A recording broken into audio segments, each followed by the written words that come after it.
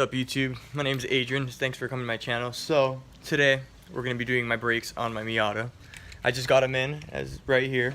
I'll show you guys them now. Let me switch the camera over. Right, so here are the rotors. Got them from StopTech. Well, they're from StopTech. I purchased 2 of them from Summit Racing and then the other 2 from Tire Rack. Because for some reason, StopTech, their website's a little weird and it looked a little bit complicated. So I've already used Summit and Tire Rack in the past, so why not? So these are my front rotors. So the front on my Miata, actually, it's an NB, but it's the LS, so it comes with a sport suspension with the sport brakes. It turns out that the front brakes are actually smaller than the rears for some reason. They're 10.6 up front and 10.8 in the rear. Here's my Miata, as you can see. I got the Koenig Hypergrams with Nito NT01s. They're 15x8s. They're 225 45 15s. Right now, I already did the StopTech stainless steel lines. Just a little basic daily, so you guys can see here. Right now I have eBay coils because we're on a budget out here, you know. Got another toy in there, my Mustang. It's a Mustang with a 4.8 stroker, so it's fully built. And then 2 Fox bodies, as you guys can see. I'll show you guys those later. But yeah, back onto the brakes. I also got some Hawk HPS street pads because I couldn't afford the track day pads. I got these on eBay for about 65 bucks. The other ones were worth around like 100 bucks. And I got some Motul 600 racing brake fluid to prevent any brake fade. So we're just going to be doing the fronts today because my rear Hawk pads have not gotten in yet. I have the rear rotors. But yeah, let's get to it. Alright guys, so I just rode the car on the 2x4s. So now I'm going to start loosening the wheels so we can take them off and then get started with the brakes. Sadly, I lost my 1/2" to 3/8 socket adapter, so I can use my air compressor with the air gun. I don't have that, so I'm gonna have to do it just by hand. So let's get to it.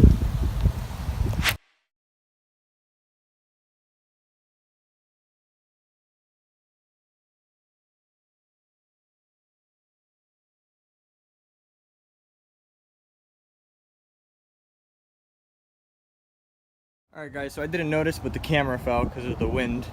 I guess I knocked the phone down, but just lifted the car up. I took off the front wheels already. So let's get started and let's see what size sockets we need. So I got lucky with the first socket I chose. It's a 14 mil that holds the caliper onto this bracket right here. So let's get started in removing the caliper. You can see I don't have a tripod, so 3 cinder blocks and a downpipe. That works as a camera mount right there. Hold up, right there, perfect. Alright you guys, so I'm going to make this a time-lapse video to speed it up a little bit, and then I'll continue on to a regular video. See you guys in a bit.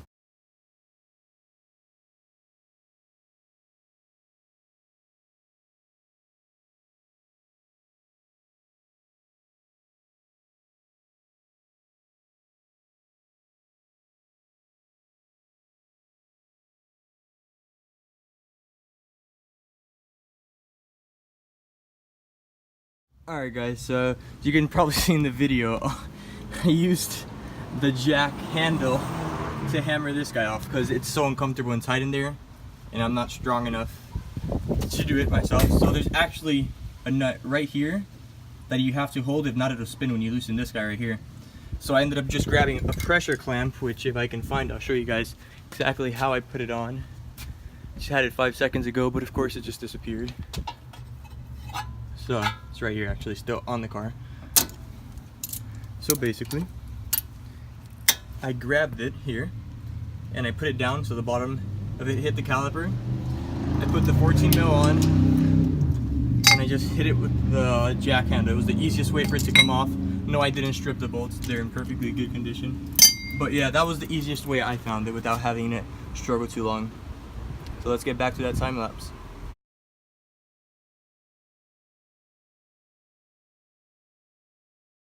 Surprisingly, I thought my pads were 100% gone. They're still like, you know, life on them, but they're making a squealing noise and they're really dull. And I know they're bad because I have like little fractures and I have lines in the physical rotors themselves. You can feel them pretty deep in there, so good thing I got the new pads. So let's continue on with this time lapse. Let me get the rotor and the pads, bring them over, and then let me take off this bracket so we can take off the physical rotor.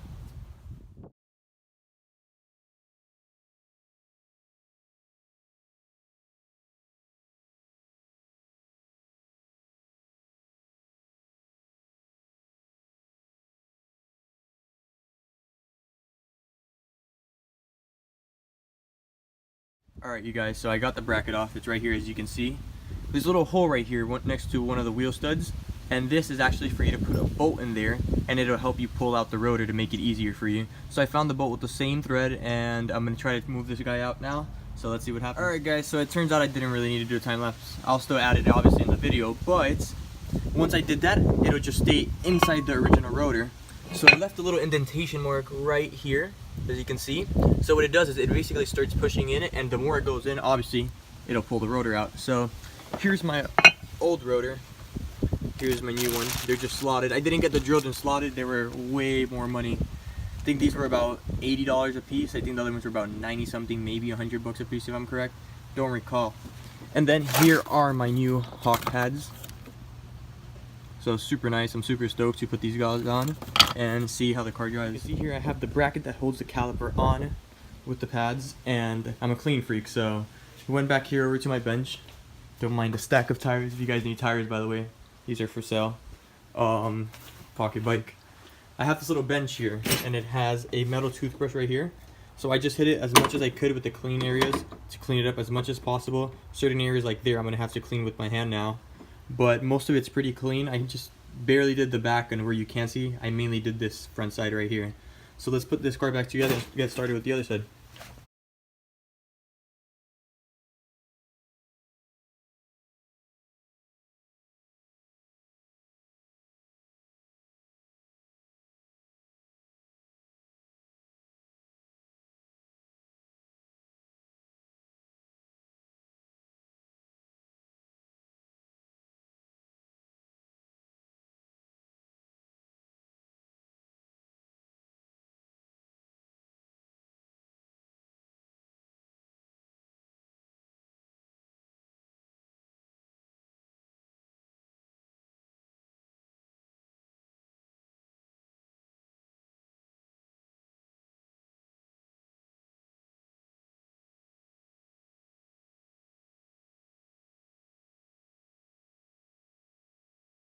You guys, so everything's back together. I put everything right 100%, but for some reason I'm getting this noise,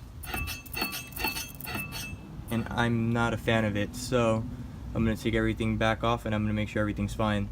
But once I figure out what it is, I'll start rolling the camera again. So I'll get back to you guys in a bit. You guys, so kind of forgot to start filming again. Turns out the other side was just fine. I just started with the right side. I just took off the caliper. Now I'm loosening the two bolts behind where they hold the caliper bracket on. So let's start another time lapse, and I'll see you guys in a bit.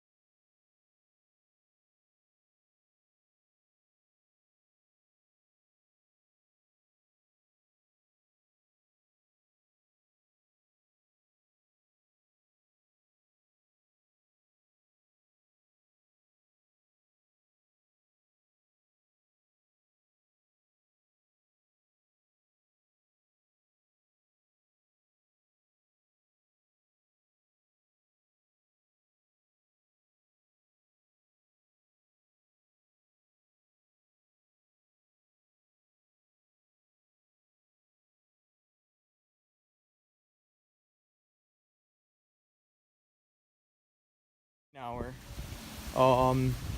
Reason it mainly took an hour was because it's my first time doing it on an NB. I've never done it, so I had to learn. I mean, it's usually just, you know, simple brakes, but I'm very picky when it comes to especially brakes, and I like to go over things twice, so that squealing set me back a little bit, but hey, I'd rather be safe than sorry. I made sure everything was good on the car, so let's go for a test drive and let's see what happens.